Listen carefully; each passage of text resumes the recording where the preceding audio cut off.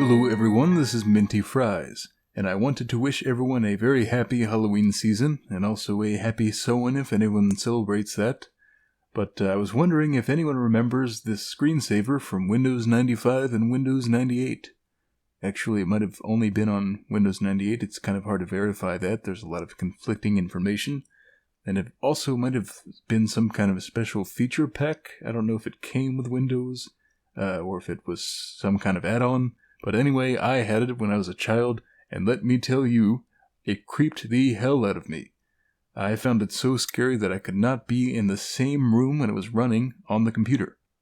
So if you can imagine like a big monitor that looked like this, and the bright CRT just projecting the haunted house image into my room, in a creepy secluded room that no one ever used in the house because there was not much to do on computers back then, that was my experience. Looking at it now, it's actually not all that scary. I mean, it's just sort of a mock Victorian Americana McMansion, just a normal house pretty much. But I found it so creepy back then. And if we sort of look at it playing here, I mean, there are creepy elements. There's a bat flying around. There's an owl that blinks. The moon moves across the night sky. And if you take a look here, the door opens randomly and the windows light up and at different intervals, and sometimes the study here lights up and you can see a creepy fellow with a candle. I think that's going to happen any second now. Oh, and I don't know if you heard that. Oh, there's the study. But there's also like random animal noises that happen, and if you had the speakers turned on your computer, you would hear those as the screensaver ran, which was kind of annoying, but and it opened up with some creepy pipe organ music. But anyway, if you take a look here, I 3D modeled this whole thing here. Now I'm going to run the animation. You can see I made the moon move, and I made the bat fly, and I made random things happen like the door opens like that. And I think any second now the study's going to light up. There's the creepy guy. But anyway, I'm going to do a speed modeling video that shows how I made this. And I'm going to start running that now, and I'll keep talking. But man, I couldn't tell you why I thought of this last week, but it just sort of crept into my mind, and I thought to myself, that Windows 98 Haunted House screensaver, I think it was called Windows Mystery, or Mystery Screensaver or something like that, it just crept into my head, and I remembered it so strongly. So I went and looked it up as soon as I thought of it, and I realized, of course, that it is not nearly as frightening as I thought it was. I seem to remember it as being some kind of ramshackle, broken-down horror house. And I even remember, I remember details like there was a witch that flew across the moon sometimes, but I think I just confused that with one of the card backs in Solitaire in Windows back then. There was a moon with a witch flying across that. So some kind of wires in my mind crossed with each other, and I confused those two details.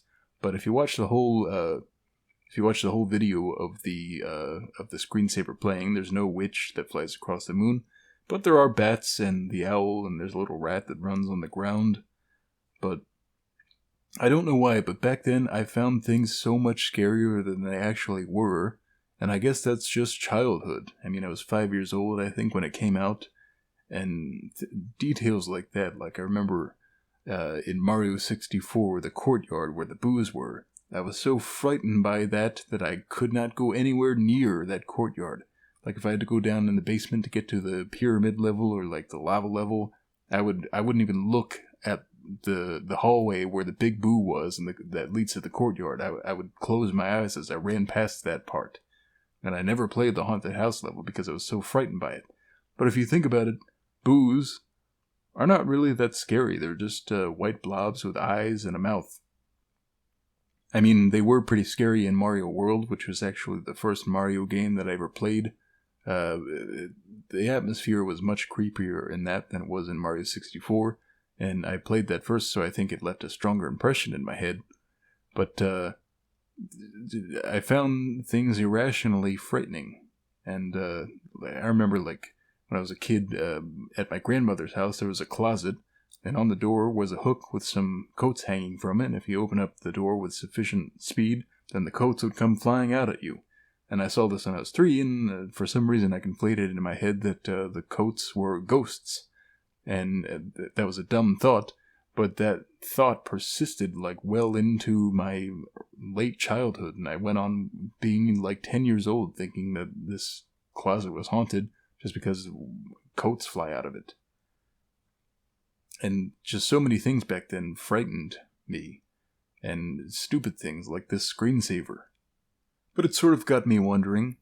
I remember just many details of like Windows back then as an operating system, just leaving an impression in my mind.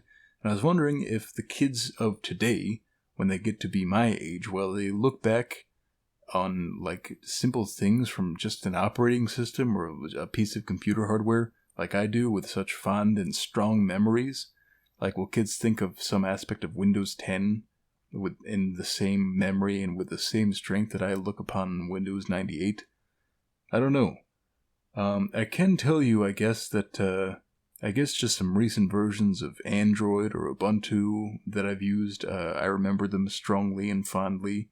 Like, I remember my first smartphone in, I think, 2011, and back then it was Android Gingerbread, I think, and just how revolutionary that was. And then I remember, like, when Ice Cream Sandwich came out and how much that changed. It sort of resembles modern Android in a way. I remember that pretty fondly. I remember, like, when using Windows XP, and then when Windows 7 came out, how much an improvement that was. So, I guess more modern operating systems do tend to leave an impression in the same way that, like, Windows 95 did. I never used Windows 3 or earlier, but I remember seeing computers that had that. I remember even seeing like Gary Kildall's CP/M when I was a kid. I'm sort of into retro computers, if you can't tell, but just those things. They I think because back then, like, operating systems and computer hardware were so much more bare bones, and there was so much less that you could do with them, that I think the simplicity of them tends to leave a stronger and more memorable impression in one's mind. Like, back then, with Windows 98, the only thing you had on your computer was, like, Solitaire, Minesweeper, the screensavers like this one, and the little animated pipes one, and the one with, like, the bricks maze. It was kind of like Doom. It looked like Doom, but there was that. And there was, like, voice recorder came around at some point. And then the internet happened, and we had AIM, AOL. And I think back then, like, when I was a little kid, there was, like, a kid's version of AOL that it locked you into just 4 or 5 things that you could do with the internet back then. But those things left such a strong impression on my mind. And I wonder, will kids think of, like, Windows 10 or Mac OS Catalina with the same fondness that I have for, like, Windows 95? Do 80s kids think of, like, Commodore 64s and, I guess if you were British, Sinclair computers? Do they recollect them as strongly as I remember Windows 95? I don't know. Anyway, leave a comment, I guess, on your experience with computers back in the day. What did you grow up with, and do you remember it very fondly, or were you frustrated by it? Let me know. Anyway, I'm going to kind of shut up here because the final animation is about to play, so I'm going to let you experience that. So, talk to you soon.